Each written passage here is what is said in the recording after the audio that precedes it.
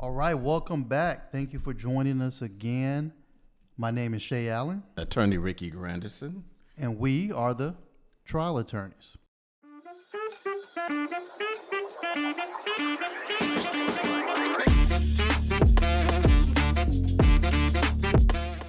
So today we're going to talk about an issue that has resurfaced, issue that I have to admit, or a case that I have to admit happened before I was even old enough to kind of notice what was going on. What about you, Ricky? I think I had been a practicing attorney for 3 years. 3 years? At the trial. Yeah, I'm an old guy. Well, you were a young attorney back then. I was 89. Well, 89, I was in my second year in law school. But by the time I went to trial, I had been practicing. Okay. 3 years. So, I mean, this is even preceding your time. I had hair at the time. But you still have some hair now. In my ears. Yeah, well, that helps. That helps. But so, do you have any recollection of the case back then? Absolutely. Okay. So we'll get into that. But of course, we're talking about the Menendez brothers. Lyle, who was born in 1968, and Eric Menendez, born in 1970. Okay. They grew up in a wealthy Beverly Hills family. Their parents were Jose Menendez, a successful businessman, and their mother was Mary Kitty Menendez. The murders occurred on October 20th, 1989. Lyle and Eric shot their parents in their home. Jose was shot multiple times with a shotgun, and Kitty was also shot multiple times with a shotgun and killed. Now, this case has come back into the light or into the modern era here because now there was a Netflix special that really went. There were actually two. There was a TV show, in essence, a reenactment of everything that happened. And then there was recently a documentary on Netflix, and it really brought this case back into the center of attention or front of a lot of people's minds about what occurred. So much so that the California DA, or the DA, the district attorney for this particular case, not a district attorney, but the elected the number one guy, official attorney, over there in Los Angeles County, they're going to have a resentencing hearing. On the West Coast, they call themselves DA or district attorneys. Yeah. In Midwest, they call them assistant state's attorney. Do you know why that is? I don't know. People will call me a DA. They called me a DA when I was in the state's attorney's office. I know. Whenever I say I was a state's attorney, like, what is that? I don't know what that is. Or you mean DA? Yeah, sure. The district attorney. That was me. So I believe it was last week, the district attorney went on television and made an announcement saying that their office would support resentencing of the Menendez brothers, in essence, where they would now be eligible for parole. We'll get into all these things later. But and now it was even announced today very recently, that on December 11th, there will be another hearing, and the district attorney in that case is going to support clemency for the Menendez brothers. So they've taken. It pays to be rich. Well, we're going to get into all of that. So I'll still be locked up right now. Think so? They're around your age. That's how, one was born in 60. Why you say it like that, dude? Well, I mean, they've been in jail a long time. Well, one was born in 60. I was born in 64, so we're around the same age. Yeah. I mean, you guys could have went to law school together or something. You never know. If things would in a different world, you never know. So, in regards to the case itself, this case pretty much seemed to shock the conscience of the nation when it occurred. So, Ricky, I'm going to let you, because you saw it kind of firsthand. Back then I was a little kid running around playing with like He-Man figures or whatever. But I'm going to let you describe it from kind of first person there. Yeah, I mean, initially it was. And by the way, this is why it's such a great advantage of having a partner like Ricky, because if I don't know something, Ricky definitely knows it. So it always works out. Well, when you first heard about what happened, just a lot of things jumped out. It's, crime by wealthy people, because you normally hearing about poor people. A lot of crime from minorities, the poor, people of color, in poverty, and this is wealth. And then the other element is killing your parents. Right. A lot of people, that applies to everyone, regardless of wealth, which is political background. It's apparently called parricide when you kill your parents. Oh. Yeah, okay, but yeah, go ahead.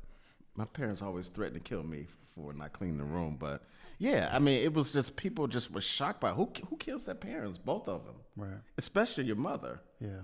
So I think that's what really shocked a lot of people, and I mean, it was made for television and made for movie. This type of thing, because a lot of times this really doesn't happen a lot. But back then we had court TV, and everybody used to watch court TV. So you saw it on television. So a lot of people, and including myself, watched it, and I was like, these guys are toast. Yeah. You know what the unusual fact is that court TV basically started from this case. That is what the impetus was, to start an entire station that only dealt with court proceedings, was this case. And you know who took them over? Took them over the top? What's that? OJ case. Absolutely. OJ happened almost simultaneously as their cases were going on. In the midst of that, OJ was driving the Bronco down the expressway there, trying to get away. God bless, rest his soul there, OJ. So now, with the case, the facts were horrific. The brothers gunned down both of their parents as they sat in their home. Now, initially, the brothers claimed that they were at the movies during the murders. They later confessed to the killings in therapy sessions, citing years of alleged physical abuse and emotional abuse by their parents. Now, even along with that, so they were the ones that called 911. They put on the waterworks, a lot of theatrics there. During the initial call, they don't admit that they were the ones that did the shooting.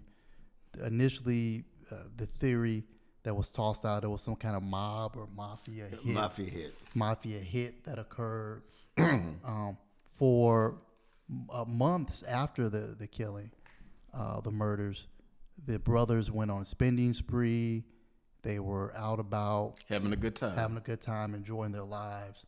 And then, lo and behold, a therapist who one of the brothers initially started going to, and then both initially were going to, was recording their sessions. And they admit to this therapist that they, in fact, murdered their parents.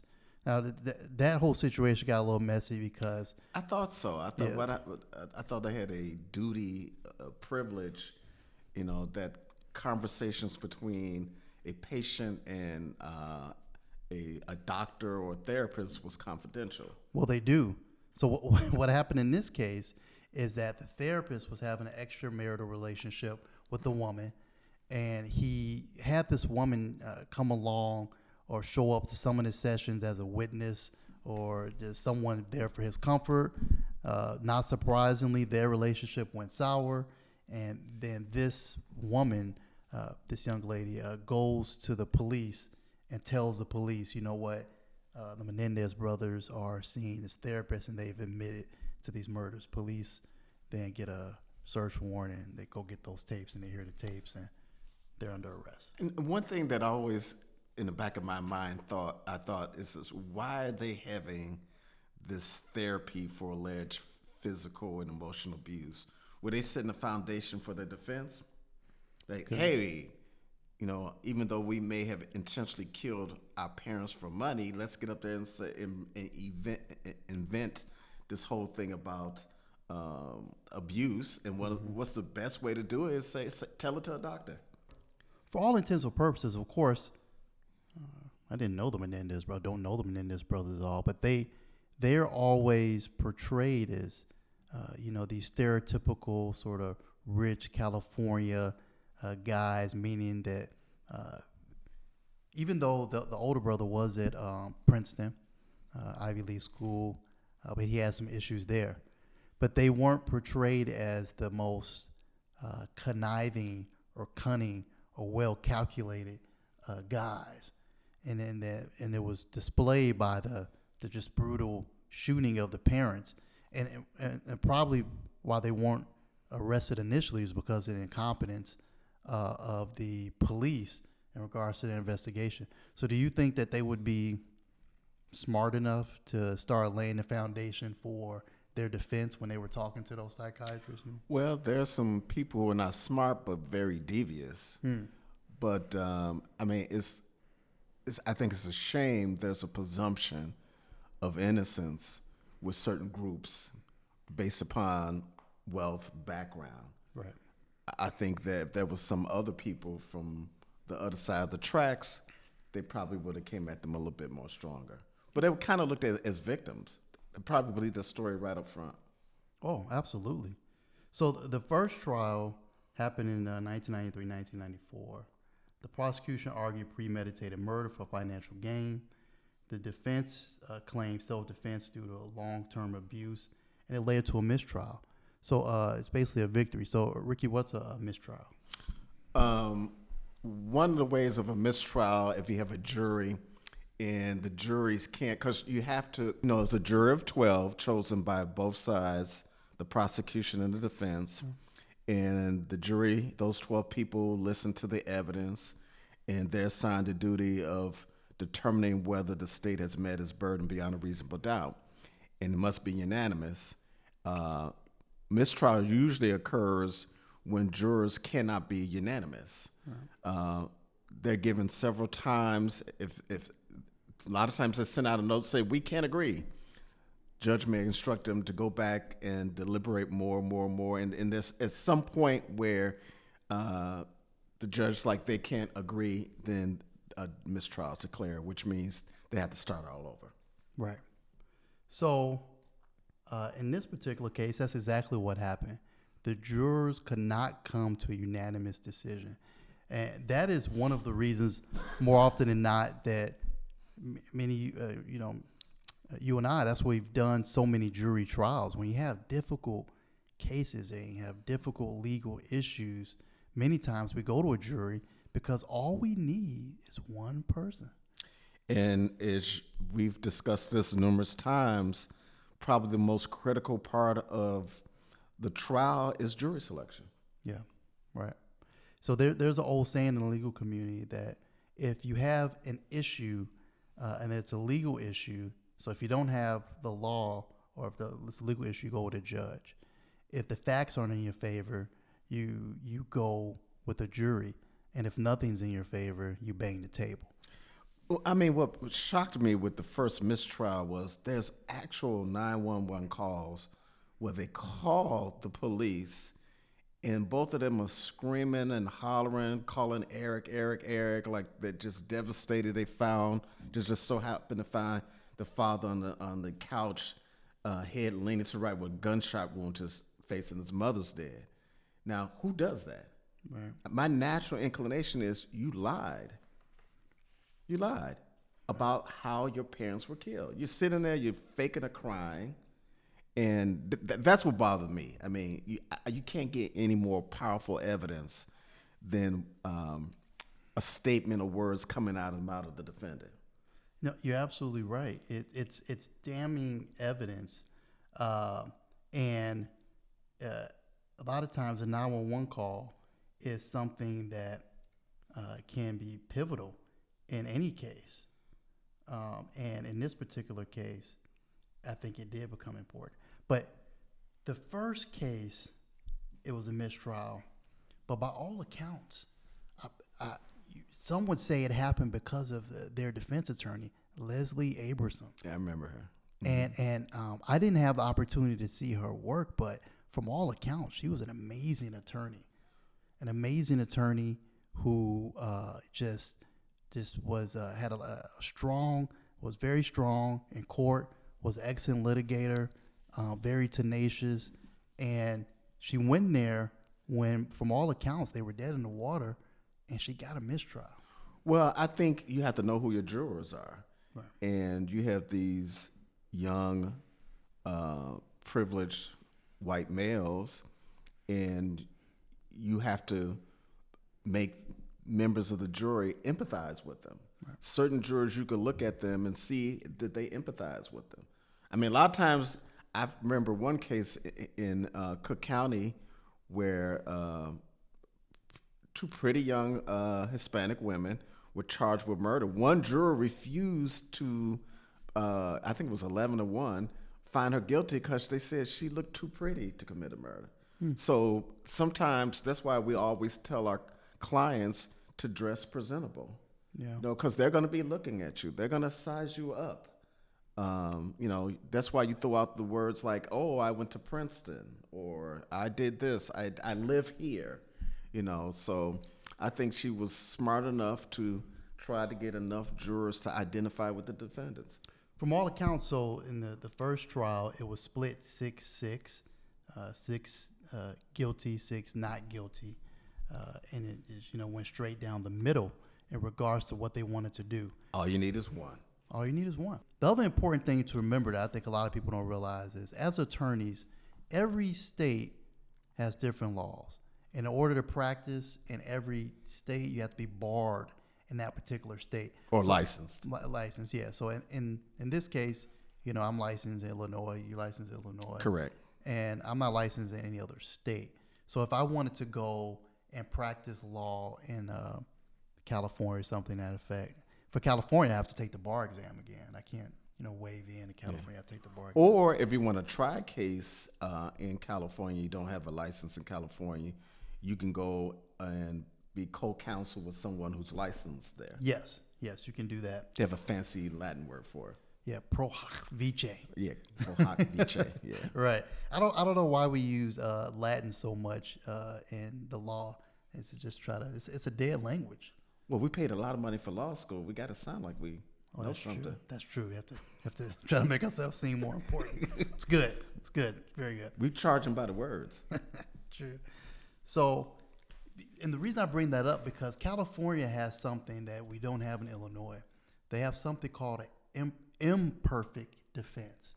So it's not even imperfect, it's imperfect, meaning that, so California has self-defense just like we have self-defense here. If you were regular self-defense, if you just reasonably believe that your life is in danger, you can't react with opposite and equal force, in essence, to defend yourself. But in California, they have imperfect defense, where if you believe you are in danger and it's not even reasonable, it's still a defense. Well, in Illinois, that's like a mitigating type of defense. Like we have first-degree murder, and they reduce it to second-degree murder if it's unreasonable. And that's what happens exactly. If the jury finds that you have proven imperfect defense, then in essence you're found guilty of manslaughter, which is like our second-degree murder, which is our second-degree murder. So that's what happens. So in that first case, in essence, that's what the split came down to. 6 jurors believe what the Menendez brothers. Oh, and by the way, the Menendez brothers, when you look at them, and that's why our image can make. If you look at them, you may think they're just white, but they're half Cuban. Oh, did not know that. I knew the less. They didn't look. They look like regular Caucasians. Right. That's why. Right. That's why. No perspective. And just different timing and everything. That's why you just look at them. The image. That's what you see. But they half Cuban. But so it was split in that way, in that half of the jurors believed that they were sexually abused, and that was a defense, and half jurors, if I remember correct, I believe the split was down by gender. The women believe them for their allegations of sexual assault, and the men did not. Well, I mean, that's a trial strategy. Right. When I talk about sympathetic jurors, right. It's been our experience and just life experience and just the nature of women. Women are by nature more sympathetic than men. Men to be a little more harder. So if you paint these young men to be little innocent little babies, You know, if you can sell that to certain jurors, then you get stuff like this. Right. And there's a benefit to a mistrial, right? Yes. What's the benefit? So with a mistrial, so now, which, you know, I always wonder how fair it is. Now the prosecutors have to make a decision. They can say, you know, are we going to prosecute this case again? Are we going to do it all over? Or we can dismiss the case, or we can offer some kind of plea agreement to a lesser charge so we don't have to go through all this again. More often than not, what do you find that prosecutors do on mistrials? In Cook County, they do it again. Do it again. Yeah. And plus also, any mistakes you made in the first trial, you can fix because you've already been through it. Right.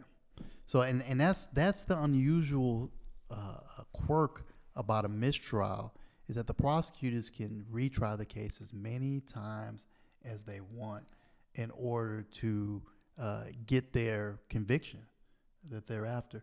Hopefully the witnesses don't die or leave the country or pick up a case where they're incarcerated. Right. So when the cases can be tried over and over like that, it really puts the defense at a disadvantage.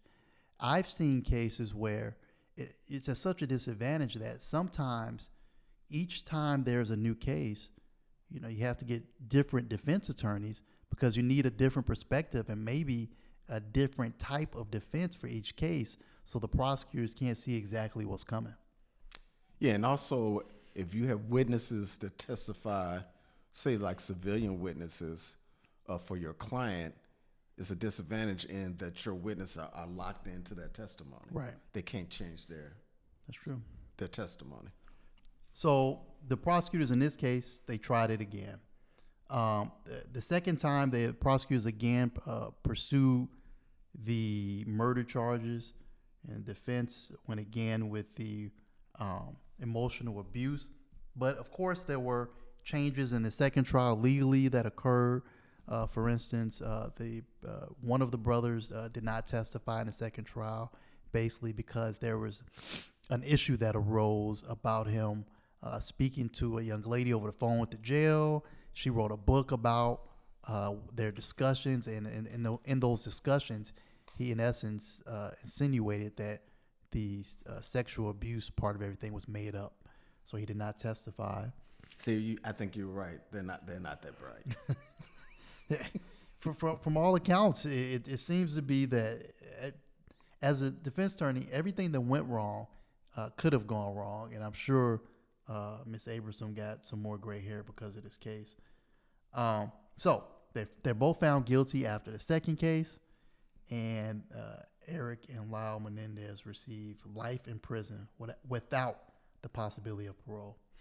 Now, this case attracted so much media attention, sparked debates about child abuse, mental health, and the justice system.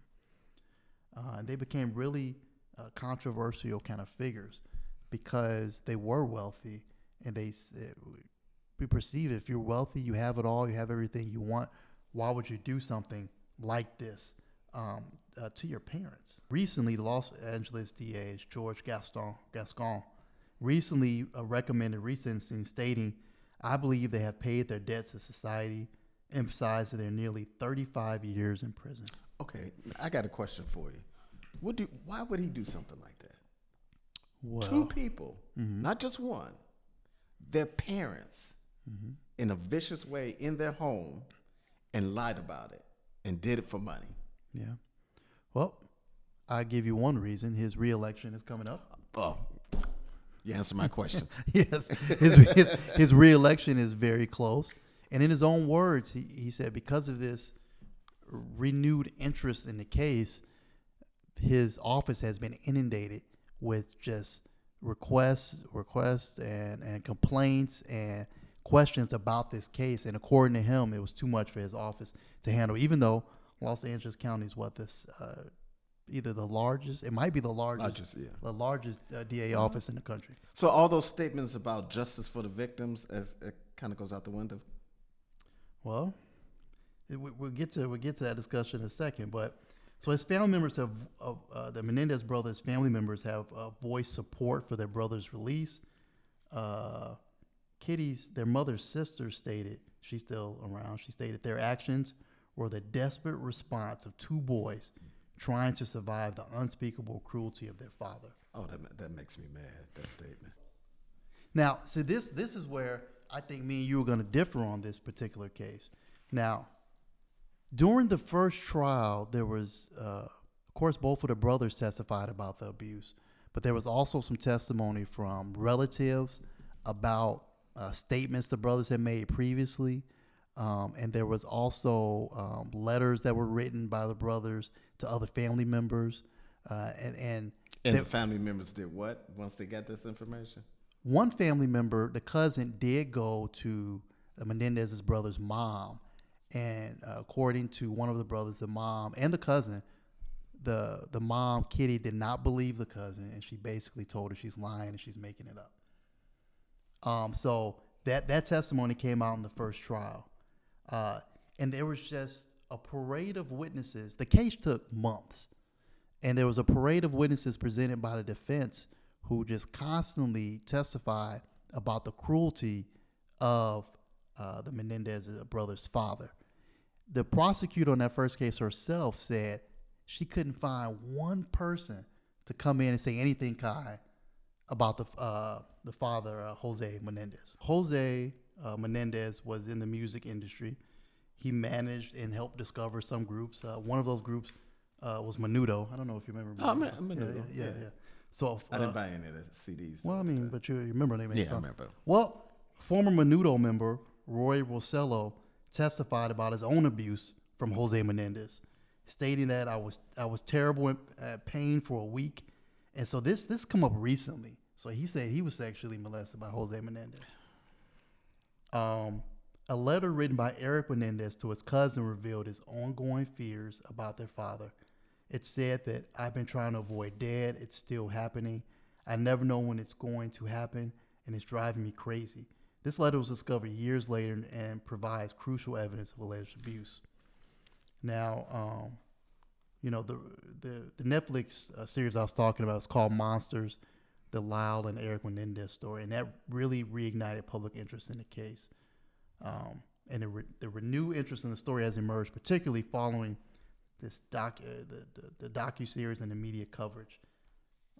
And that's where we're at right now. Well, just putting myself in the pants of the prosecutor, one thing I would ask is, why are you saying this now? That, he victimized me too. Mm-hmm. I mean, years have passed. Now you want to bring it up when there's an issue of whether they can be released early? I mean, as a prosecutor, you can attack that. Yeah. Now, I'm just shocked at how they're kind of just folding on that case, because, if he's thinking I'm running for re-election, you could think some people says, well, then you're not anti-crime then. Mm-hmm. If that's the case, we can look at it two different ways here. Well, the view of the many of the jurors and many of the public back then, and then the view of abuse now. So in my mind, the way I see it is that back when they were tried in the mid 90s, late 80s, I think it was tough for people to imagine that boys were being sexually abused. Yeah, I agree. Yeah. If perhaps if they were two young ladies that went up there and said that, the jurors would go, "Oh, okay, we believe it." Or in other words, if a young man is willing to admit to sexual abuse when most of the time they won't, then it must be true. Right. And I think that back then the homophobia was running rampant.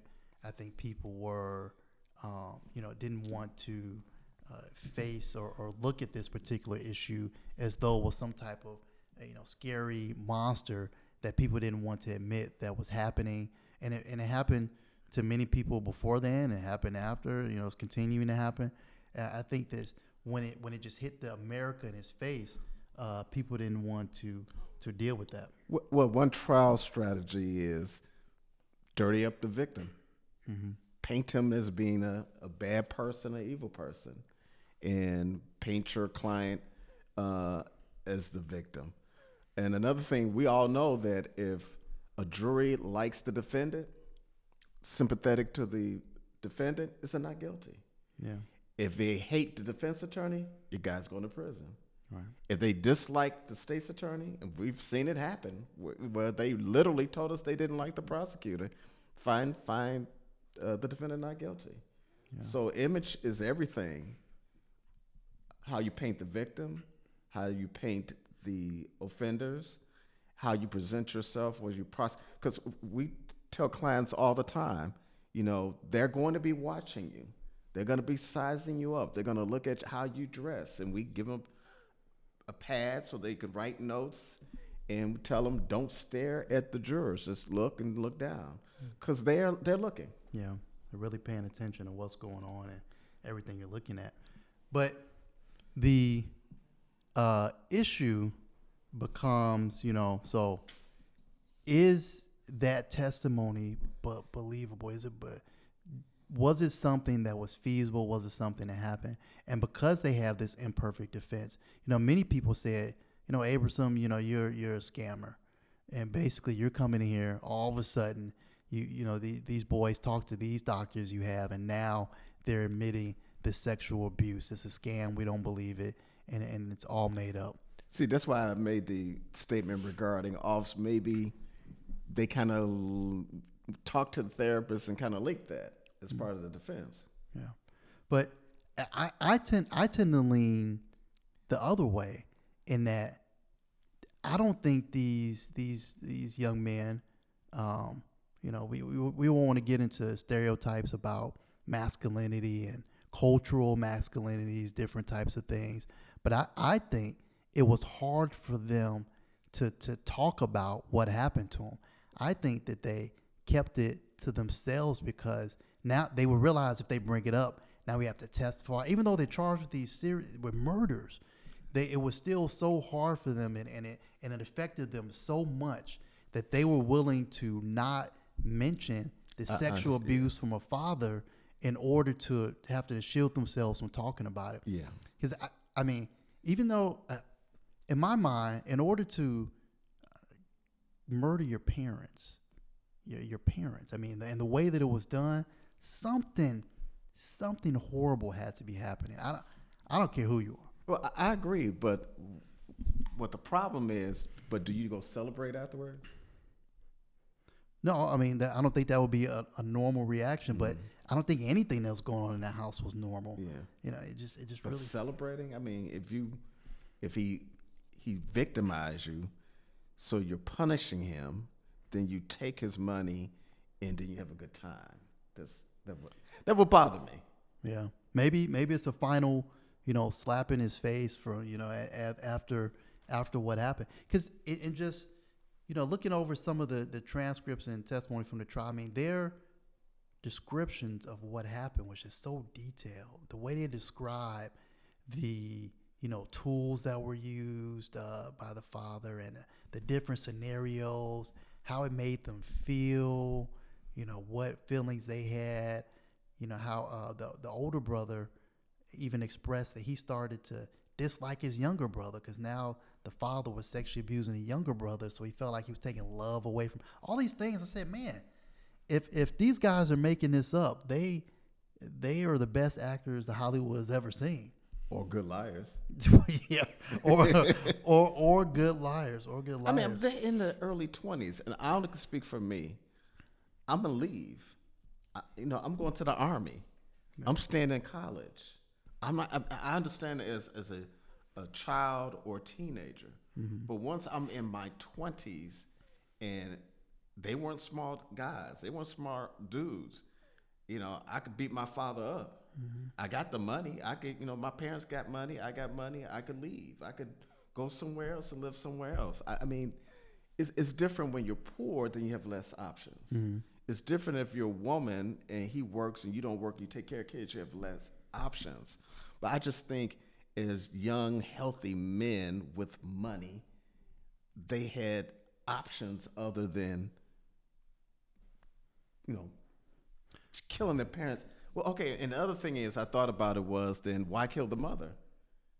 They said that they killed the mother out of, it was almost like a euthanasia situation, where she relied, well, first of all, she relied on the father so much and so heavily They said that more often than not, she was just heavily medicated in another place. She Oh, wasn't they there did her anyway. a favor. I got you.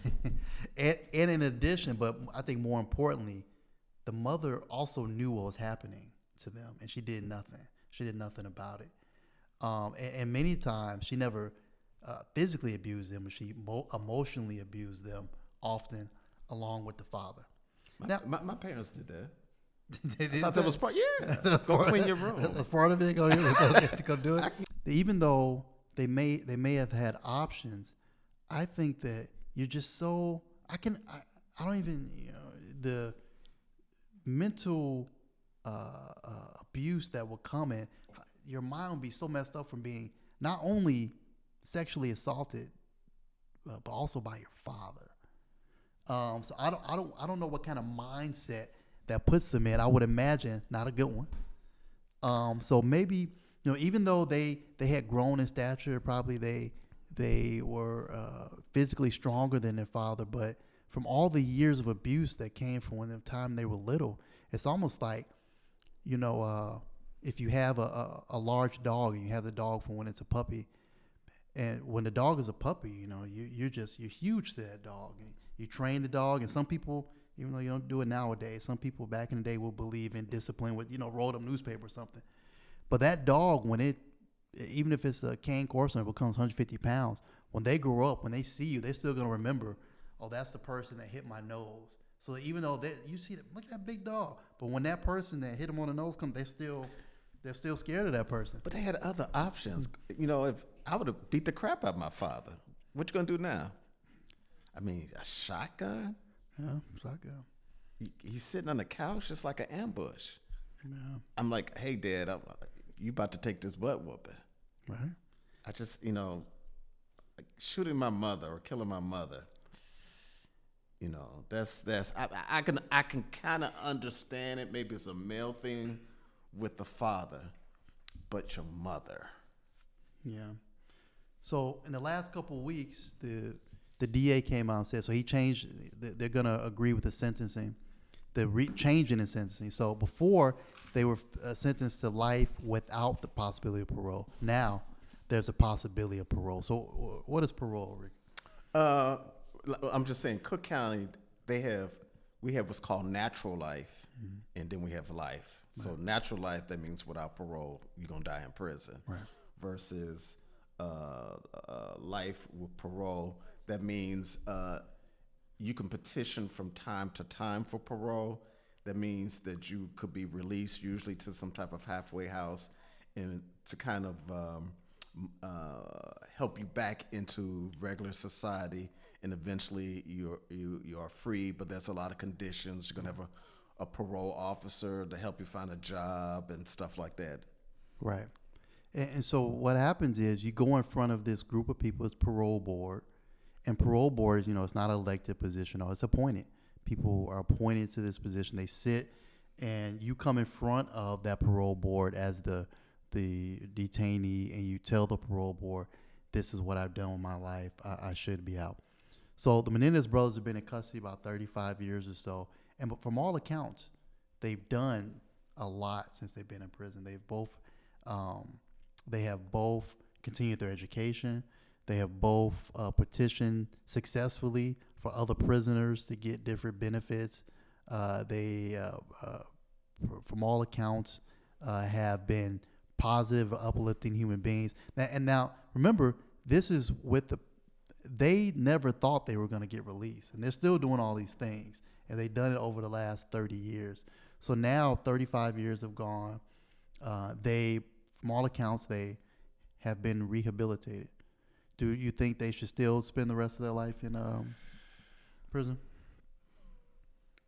Well, I think it's a question between what's more important, rehabilitation or punishment, or it should be a combination of both. Right.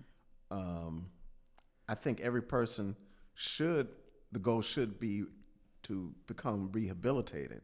That means you become a better person.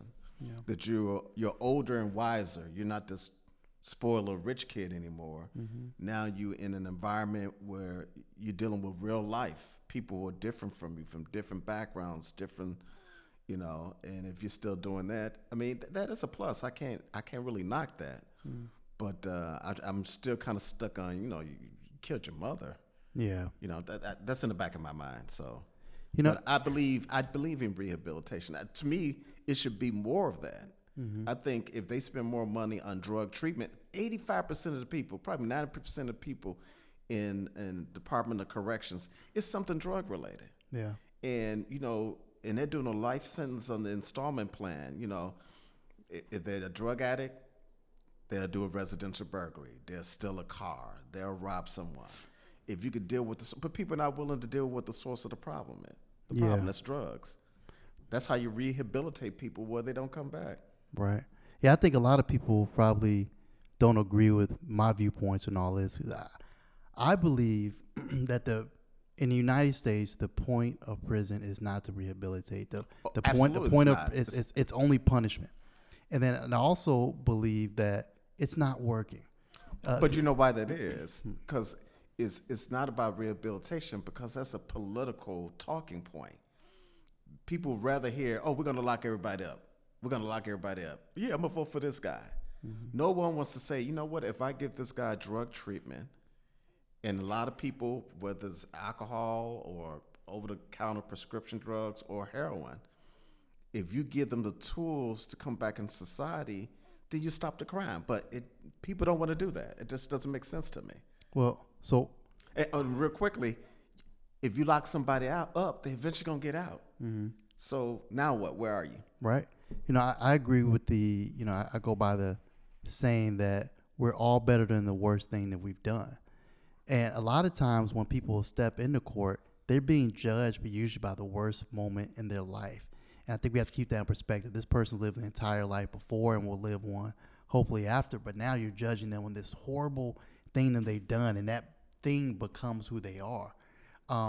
But the numbers are just staggering. The United States has the largest worldwide. Our percentage of incarcerated people basically make up the largest percentage out of all the incarcerated people in the world. If you add up all the other countries with a similar GDP or similarly situated countries, our percentage of people in jail dwarf all those other countries. Why is that? Political. It's good to say, I'm pro incarceration, anti-crime, all these other talking points. That's gets people elected, because it's a shame that we're closing schools, but we're opening up more prisons. Right. It's become a business. It's like a corporation now. Right. So, and I think a lot of times people think that we talk like this too because we're defense attorneys, but we're former prosecutors. We're both from what some people may consider tough neighborhoods.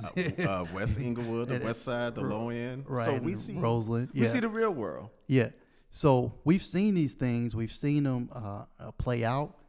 And I just think that it's something that really needs to be thought out again and needs to be recalibrated in this country. So, but then you come to something like this, these. And by the way, sometimes people say, well, you will feel this way until something happens to you. I've been the victim of some very serious crimes. I think most people have been a victim of crimes. Yeah, very serious or crimes. know someone close to them been a victim of a crime. Someone's lost their life, things of that nature. So that's not what's happening here. I just think that more often than not, people want to really judge another person without ever, taking a mirror and looking at themselves. Well, the other thing is which angers me is that sympathy for certain people, and a different person, that's less sympathy. Yeah. Oh, he could be rehabilitated. Oh, we should, enforce the laws. See, that's part of the problem. It's a social thing. And then if you say, well, let's help these people so they won't be repeat offenders, then they're like, you're soft on crime. Yeah. That's not the goal. The goal is to stop people from committing crimes. Yeah. The pendulum swings, it swings one way, then it swings back the other, usually pretty hard, and it overcorrects very often. So, but Menendez Brothers, they're gonna, so they're gonna get the parole probably, and from all accounts they say they will be out by December.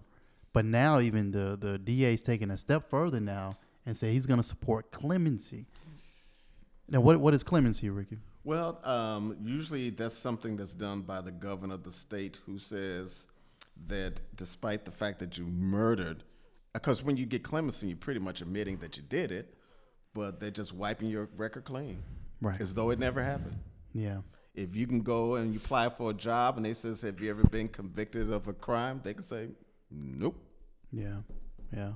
But from many, I don't see the goal of that. Do you understand what it's going? I think me getting my freedom is more important than my clemency, knowing that I killed my parents. Yeah. The family of the Menendez brothers, they're supporting them. And I've already, stated, the quote about them trying to survive unspeakable cruelty of their father. I mean, if their family, because this is a strange situation where they killed their parents, and if the family of those parents, I don't know if it's both sides, if it's one side, if they're saying we support them, and they believe they're the Menendez brothers, then I'm of the mind to say, well, what they're saying, there's probably a lot of validity to it. I'm going to put my prosecutor, my DA, my district attorney pants on and say this. Well, who's speaking for the deceased? That is a good question. Who's speaking for him? Who is speaking for him? It's kind of one-sided. Yeah, and that's what you're gonna have in this situation where, if it's the family, it would be their family usually who would speak up and speak out and say, hey, this is wrong. But I'm not sure if that is occurring, and it's just that there's just this interest in everything that's going on. I think it's just a different, 2024. We're just looking at a different mindset of society when you're looking at sexual assault, molestation, and sexual abuse and these types of topics. But it brings up a lot of interesting topics, and I think it brings up a lot of times just different views of different generations and law and order and rich versus poor, all these different topics. I remember, I guess I'm telling my age again, when you could get a murder case and you'd be out in 8 years. Yeah. Now, murder case, you have to serve 100% Right. of the time. Yeah. And that changed over time. Just like if you commit a crime, a list of crimes with a gun, Right. there are these enhanced penalties. Right. Before, say, attempt murder, it was 6 to 30, regardless of whether it was a gun or not, Yeah. or if it was a knife. Now, if you do it with a gun and you shoot somebody, they're adding 15, 20, 25 to life to it. Yeah. Yeah. And that's just a reaction. What doesn't make sense is we have 400 million guns in this country. Of course, people are going to get shot. Every day, Smith & Wesson, Beretta are producing tens and tens of thousands of guns, and then we turn around and say, oh, we got a gun problem. Yeah. Yeah. So this is where we are today, and laws and the way we view laws and how we cases are prosecuted, I think oftentimes reflects the minds and the kind of the notions of society. That's where laws come from, right? They are based on the morals and the values of the society at that time, which kind of help lean to how the laws are written and what laws we want to follow and which ones we don't. I mean, and if you look at if you have a prosecutor, I don't think this would happen in Cook County, but if you have a prosecutor, say like in Cook County, and they say, well, felony on a theft, if it's more than $300, that's a felony. But I'm going to raise it up to $1,000 because it's just too many people, first-time offenders, who still, you can get a phone that's over $1,000 and say, you know what, in search of a little justice, I'm gonna upgrade it to $1,000, and then people turn around and says, oh, now you're weak on crime. Yes. Even though the person's considering, why would I do that with a person who has no background? Right. Same thing with a firearm. They're charging felonies with people who had a FOI card. That means they have no background. Right. Most of the time, they do something dumb like not transported properly. And a FOIA card is a firearms owner identification Yeah, card. and that's just to possess a gun in your home or transport in your car or at your business. But why do we charge people for felonies? I mean, people on the way to work who work for a living. Yeah. So, and then if you don't do that, this is where you're being soft. Right. You're absolutely right. Now, I've never lived or worked or practiced in California. I visited, of course, but from my estimations, California, even LA and Chicago are different.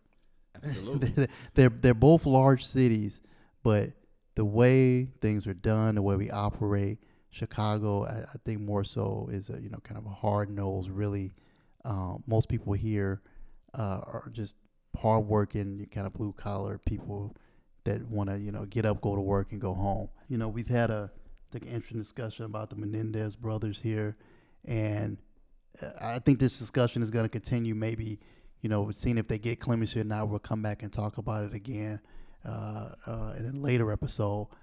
But it's something that's always bring up a lot of emotion and a lot of differences. Thank you again for watching our show. Thank you. If you like what you see, subscribe, do all those kind of good things, and continue to listen.